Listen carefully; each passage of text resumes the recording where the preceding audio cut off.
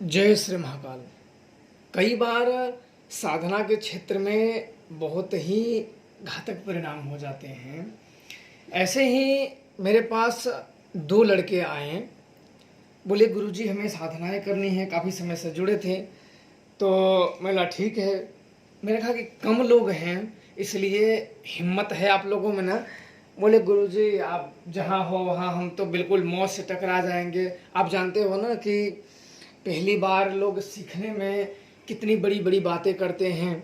दिन में तो सभी जगह बातें सब कर सकता है, पर एक्चुअली उसके साथ जब होता है तब ज्ञात होता है कि वास्तव में क्या है। आज यही मैं अपने सच्चे अनुभव बताऊंगा। जो मेरे आश्रम पे आ गए थे दो शिष्य सीखने के लिए, तो उन्होंने कहा कि गुरुजी हमें क्रिया करा दीजिए। मैंने कहा ठीक है, कोई बात नहीं है। तो उन सबको पहले ही मंत्र बताया गया था, तो मंत्र रट लिए थे पूरा, बिल्कुल कहीं से कोई त्रुटियां होने की संभावना बिल्कुल नहीं थी। तो जब मेरे स्थान पे आए तो सारी सामग्रियां मैंने उन्हें बता दिया कि क्या खरीदना है क्या नहीं है, कैसे कैसे है। तो सब वो व्यवस्था कर लिए। व्यवस्था करने के बाद माता काली की पूजा किए, शिव जी की पूजा करी, हनुमान जी की, भैरव जी की पूजा किए। मैंने भी अपने सारे मंत्रों को एक एक करके मंत्रों को जागृत कर दिया, क्योंकि अब सिखाने जा रहे हैं, सिद्धि देने जा रहे हैं, तो कभी भी किसी से भी सामना हो सकता है।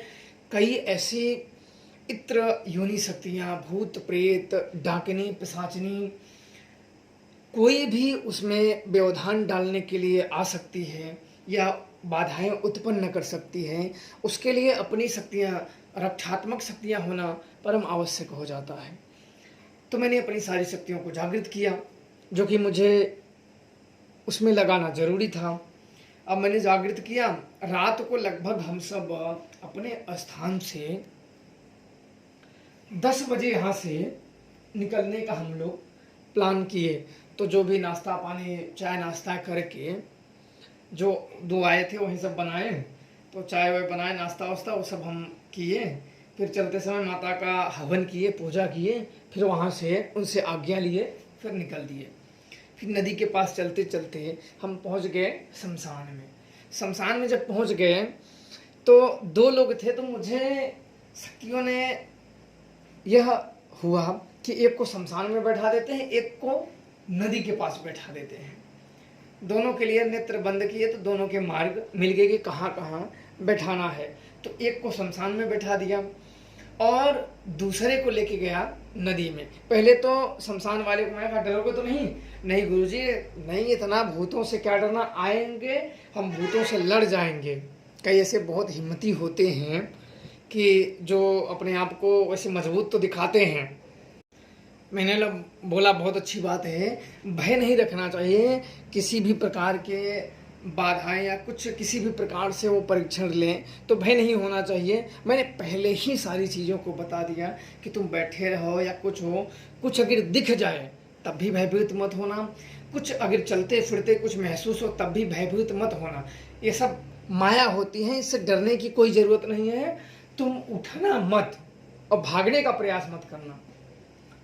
बोला ठीक है गुरुजी, जैसी आपकी आज्ञा। मैंने ये शख्स उसको आदेश दे दिया था कि यह मेरा आदेश है और तुम ऐसे मत करना। बोला ठीक है। अब सारी चीज़ें मान लिया और मैं उसको बैठा के चारों तरफ एक घेरा, मैंने खुद ही अपनी शक्तियों का एक त्रिशूल से मैंने घेरा बना दिया शक्तियों को। हाँ, घेरे से मैंने उसको बोल दिया कि किसी भी परिस्थिति में इस घेरे से बाहर तुम मत निकलना, बाकी मैं देख लूँगा। इस घेरे से बाहर बिल्कुल मत निकलना। बोले ठीक है गुरुदेव, जैसी आपकी आज्ञा। मैंने बोला ठीक है। फिर जाते समय मैंने पूछा भागोगे तो नहीं, डर तो नहीं लग रहा है ना? बोले नहीं गुरुजी कोई डर नहीं है, बिल्कुल माता का आशीर्वाद है, कोई डर नहीं है, बिल्कुल मैं यही बैठ के करूँगा, आप जाइए इनको बैठाइए। बोला ठीक है। मुझे उसकी बातों को और कॉन्फिडेंस लेवल को देख के ये लगा कि नहीं, ये तो बिल्कुल ही मतलब अंदर से मजबूत है। बोला ठीक है। अब वहाँ हम गए, इसके लगभग 100 मीटर के आसपास उसे बैठाने वाले थे। नदी के पास गए तो वहाँ उसको कहा कि हाँ तुम बैठो। उसको सारी चीज़ें समझाई, जैसे मैंने इसको समझाई कि तुम उठ के भागोगे नहीं, इधर उधर नहीं करोगे। जो सारी चीज़ें मैंने समझा दी, वो भी बिल्कुल हाँ में हाँ, क्योंकि इसको मैंने जो समझा रहा था वो सुन ही रहा था। सारी चीज़ें हाँ में हाँ की है, क्योंकि वो सब ज़्यादा देख रहा था, तो मुझे उसको समझाने में उतनी दिक्कतें नहीं आई, सब समझ गए। अब उसको बिठाने के बाद मंत्रों का जाप मैंने, जो गुरु पूजन था, शिव पूजन था, गणेश पूजन था, शरीर शुद्धि, सामग्री शुद्धि, वो मैंने खुद कर दिया। और उनको पहले मानसिक शिव पूजन, गणेश पूजन, गुरु पूजन करने के लिए कहा। सामग्री शुद्धि, शरीर शुद्धि मैंने खुद ही कर दिया था, क्योंकि उन्हें मंत्र नहीं आते थे शरीर शुद्धिकरण का। तो मैंने सारी चीज कर दी। करने के बाद सुरक्षा लगा दिए, बोला कि अब जब तक मैं ना आऊं तब तक उठना मत और भागना मत। बोले ठीक है गुरुजी। मैंने पहले ही बता चुका कि एक को मैंने सारी चीजें बताई थी, तो इसको बताना उतना ज्यादा, क्योंकि वो सुन रखा था। अब सारी चीजें बताने के बाद अब मैं वहां से थोड़ा सा ऊपर आ गया खेत में। वैसा कि दोनों जन बीच में मैं था, बीच में थोड़ा सा ऊपर, क्योंकि जो नदी के पास बैठा था उसके मैं करीब ही लगभग था। लगभग ज़्यादा तो अगर देखा जाए तो लगभग 40-50 फीट की दूरी पे मैं से खड़ा रहा। लगभग आधे घंटे तक मैं इधर उधर थोड़ा सा मैसेज लोगों के रिप्लाई में, व्हाट्सएपों के कि कुछ लोगों के रिप्लाई कर देता हूँ, तो वही मैं कर ही रहा था। बीच में तो दूर एक नदी, और क्योंकि वहाँ 3 नदियाँ आके मिलती हैं, एक प्रकार से आप संगम कह सकते हो। वहाँ 3 अलग अलग जगह से नदियाँ आके मिलती हैं आपस में। मैंने उसी के इस पार बैठा था, तो दूसरी नदी के करारी में से जैसे बहुत पंछी उड़े हों, क्योंकि उजाला का समय था, बिल्कुल चंद्रमा बिल्कुल अपने जैसे फुल प्रकाश में हो, और आप अधिक देर तक अगर रात में रहो ना, तो बिल्कुल आपको सब कुछ स्पष्ट दिखने लगता है कि हाँ कहाँ क्या है, कहाँ क्या है, कैसे है, वो सब स्पष्ट दिखने लगा। अब दिखने के बाद वो वहाँ से बहुत, उस पेड़ पे से बहुत पंछी भड़बड़ा के उड़े, तो मेरा ध्यान अचानक में उधर गया, तो मैं देखने लगा। और वहाँ तब तक मैं देख रहा हूँ कि एक बहुत काला सा, जैसे वो बंदर जैसा, उस बिहावे के पेड़ थे नदी के पास में, और वहाँ से उछड़ा, और लगभग उसकी उछाल लगभग 30 फीट की रही होगी अंदाजन, क्योंकि वो उजाले के समय में जो मुझे दिखा काला सा दिखा, उछड़ा और उस पेड़ के मेन ऊपर डाली पे बैठ गया। इतना तो मैंने देखा कि हाँ वो काला सा एक बंदर जैसा, जो जैसे चारों पैर से उड़ा हो और चारों पैर से पकड़ के बैठा हो बंदरों जैसे, वो दिखा। और मेरा सारा ध्यान उस पर चला गया। फिर वहां से वो पेड़ पर से डाका एक छलांग में उस नदी को पार कर गया। उस नदी को पार करके और उस दौड़ने लगा उस पार से, और मैं इस पार था। और उसकी जो दौड़ने की जो रफ्तार थी वो बहुत तेज थी। अब वो समझो कि वो लगभग 300, अंदाजन 300 मीटर वो रहा होगा। और मैं शमशान में जो बैठाया था वहां से लगभग 20 मीटर, तो इधर लगभग 80 मीटर में रहा होगा। 80 से 70, ज़्यादा नहीं हो रहा होगा, उससे कम ही रहा होगा अंदाजन। अब वहां से उसका जो रफ्तार मैंने देखा, पहली वहाँ लतेर में से जो लतेरे बिहावे थे उसमें से उछला पंछी उड़े, तो मेरा ध्यान उधर गया। तब तक वो उछड़ के ऊपर बैठा, पेड़ के बिल्कुल ऊपर पत्तों पे बैठ गया वो। और पत्तों पे जब बैठा तो मेरे को साफ दिखाई देने लगा वो। और वहां से उछड़ा, उस पत्ते पर से उछड़ा, सीधा वो नदी क्रॉस कर गया। वो नदी क्रॉस करके बिल्कुल दोनों हाथों और पैरों से, दोनों से जैसे कोई बंदर जानवर दौड़ते आ रहा हो बहुत तेज में, वैसे वो दौड़ा। और वो नदी, क्योंकि वो नदी उसी नदी को, उस नदी के, जैसे मैंने बताया कि 3 नदी आती है, तो एक नदी जो थी उस साइड से बिल्कुल उसके बीच वाली नदी में से उस करार से वो निकला था। फिर उसी नदी को फिर डाका, उस बड़े वाले पेड़ से इस पार डाका, इस पार आ गया। इस पार से फिर मैं जिस साइड था, जो मेरे साइड से नदी आती थी, अब इसे उसे क्रॉस करना था। फिर उधर से वो इतनी तेज आ रहा था, मैंने उसको उजाले में देखा, बिल्कुल आंधी की जैसा कोई अंधेरा आ रहा हो। और मैं त्रिशूल लेके मेरे उसके भागने का और जो आने का तरीका, मैं सोचा कि शमशान की तरफ न जाए। और मैं भी पूरी समझो कि जितनी ताकत थी, पूरी ताकत से मैं भी त्रिशूल लिए पूरी ताकत से मैं भी शमशान की तरफ दौड़ा। लेकिन तब तक वो पहली नदी से वहां उछला, वहां से फिर इतनी जबर वो आया कि वो नदी कब ढाका और कब मेरे को शमशान साइड उसका मैंने पीछे से देखा, कब वहां से निकला मेरे को कुछ समझ में नहीं आया। फिर मैं दौड़ा दौड़ा बहुत तेज से शमशान तरफ पहुंचे वहां जब तक आके देखा तो वो जो साधक था वो बिल्कुल तब थर थर कांप रहा था। वहां देखा तो एक जैसे डॉक्टर के भेष में एक बिल्कुल एकदम सामने साक्षात्कार प्रेत खड़ा था डॉक्टर के भेष में, और उसके साथ एक लड़की भी थी, वो साइड में खड़ी थी और वो सामने खड़ा था। मैं भी गया और मैं भी खड़ा हो गया, और वो लड़का आप नहीं मानोगे वो लैट्रिन कर दिया उसने। ये सब देखने के बाद लगभग मैं उसके पास पहुंचना, आप समझो कि मुझे इतने देर में दौड़ने में कितना समय लगेगा, लगभग मैं उस भूत को वहां पहुंचने में लगभग 3-4 सेकंड बाद मैं भी पहुंच गया था उतने में। क्योंकि मुझे जब वो खड़ा हुआ तो बिल्कुल मैं उसको जब पकड़ा तो बिल्कुल मेरे कपड़े में लग गए। तो मैं बोला यार ये क्या लग गया, तो मैंने देखा हाथों से लाइट, मोबाइल का लाइट बारा तो उसने लाइटिंग कर दिया था। मैंने बोला अरे यार ये तो तू कैसा कर दिया। अच्छा तब भी देखो भूत खड़ा ही है और लड़का बिल्कुल थर थर थर थर थर थर थर थर एकदम लैट्रिन पेशाब सब कर दिया वहीं घेरे में ही। उसको देख के अब मैं खड़ा हुआ उसके सामने, मैं बोला कि क्या हुआ, बोला कि इसको तो भूत बाधा है। अब देखो प्रेतों का छलना, उस लड़के को बोला तुम्हें तो भूत बाधा है। मैंने बोला कहाँ भूत बाधा है, बोले इसके अंदर पेट में भूत प्रेत बैठा हुआ है। मैंने बोला कि झूठ मत बोलो। अब उस समय भूतों से बहसबाजी हो गई उस भूत से, मुझे पक्का लग रहा था वो किसी डॉक्टर का ही प्रेत आत्मा, क्योंकि जो उसको पहनावा था बस आले वाले जो कान में लगाते थे वो नहीं था। उसके साथ नर्स थी, नर्स को तो मैंने एक ही बार देखा, फिर मैंने पीछे उलट के उसको नहीं देखा था। आदमी से ही मेरी बहस होने लगी थी उसी शमशान में। मैंने बोला कहाँ भूत है, बोला है इसके पेट में। और वो भी देखो लड़का उसी की तरफ बोला मेरे भला कर दो।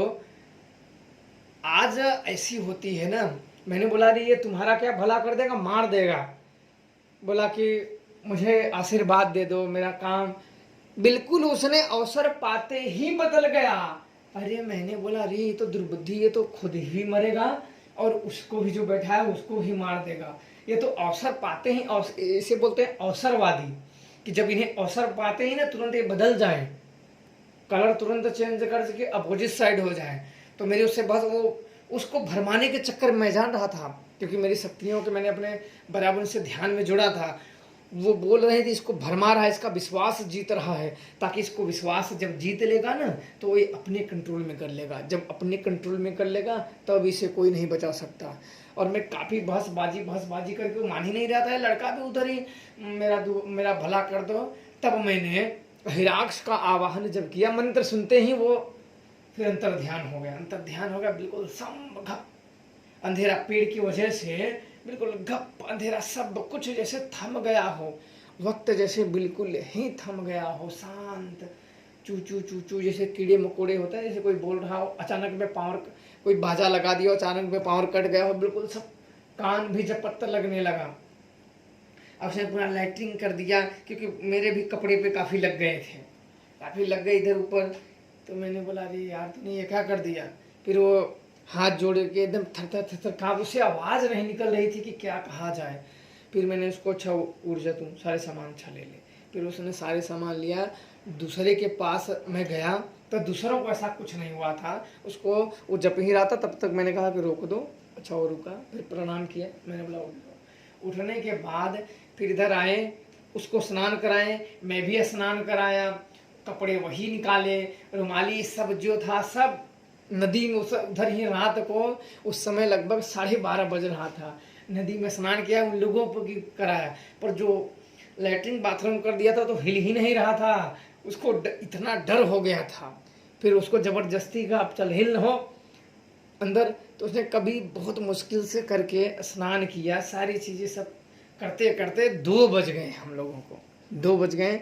फिर मेरे को तो नींद ही नहीं आई। ये सब इतना बड़े बड़े ऐसे करके कि अरे यार इतना हिम्मती लड़के इस प्रकार से हरकतें कर देते, मेरे को तो नींद ही नहीं आई। समझो मेरा एक हफ्ता मेरा मन खराब रहा वो चीज़ देख के कि अरे यार ऐसे ऐसे साधक होते हैं। बाद में मैंने सुबह मैंने कहा कि तुम सब अब जाओ, तुम लोग साधनाएं कर चुके हो, जाओ घर माता की फ़ोटो रख के, छोटी सी मूर्ति या फ़ोटो रख के उनकी पूजा करो और खुश रहो। हनुमान जी की और काल भैरव माता की रख के उनके यंत्र रख दो, माता की फ़ोटो, और उनकी पूजाएं करो, आराधनाएं करो। अब दोबारा साधनाएं करोगे, वो कान पकड़ के बिना उसको पूछे ही वो कान पकड़ के उठ बैठ, अब मैं नहीं करूँगा, मैं नहीं करूँगा, मैं जान गया, अब नहीं करूँगा, नहीं करूँगा। उठ बैठ के दूसरा बड़ा गुरुजी मैं करूँगा मैंने, क्योंकि कहते ना कि लालच जिसके सामने घटित ना हो ना, तो लालच पीछा नहीं छोड़ती है, जिसके साथ घटित हो वही जानता है।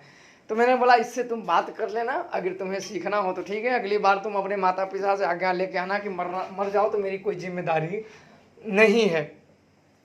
फिर वो चले गए। आज भी मेरे कभी कभी जय श्री महाकाल कर देते हैं। मैंने बोला जय श्री महाकाल, और सब कैसे कैसे वो साधना करोगे?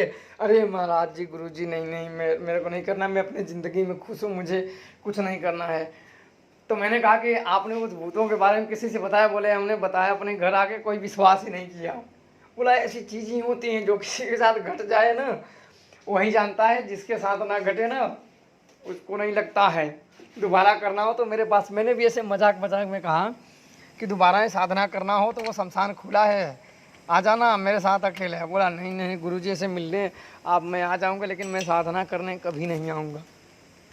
मैं कैसे कैसे बच गया, काफ़ी धन्यवाद, थैंक यू करने लगा। बोला ठीक है जाओ, कोई बात नहीं है, उनकी सेवाएं करो, माता की सेवा करो, प्रसन्न रहो। ये सब शक्तियाँ जब आ जाती हैं तो हालत ख़राब हो जाता है। जितना आने के बाद नहीं डरना लगता, उनकी इंतज़ार में डर लगता है कैसे आ जाएंगी। अब बताओ कितने भयंकर प्रेत वो उड़ा, मेरे को आज भी वो चीज़ें याद है, कितना भयंकर, उतना तेज आया कि जैसे मैंने तो उसको सही से दिखा भी नहीं, बस ऐसे मेरे को दिखा जैसे कोई काला सा बंदर जानवर हो, बड़ी तेज से आ रहा हो, बंदर के आकार का जैसे, और चारों पैरों से चल रहा हो, बड़ा भयानक काला सा। तो आप लोगों को अवश्य ऐसी चीज़ें बताएं कि ऐसे लोगों को साधना करानी चाहिए, डरपोक लोगों को कि नहीं। बाकी आप लोग खुश रहें, प्रसन्न रहें, माता शमशान काली की कृपा आप सब पे बनी रहे। जय श्री महाकाल।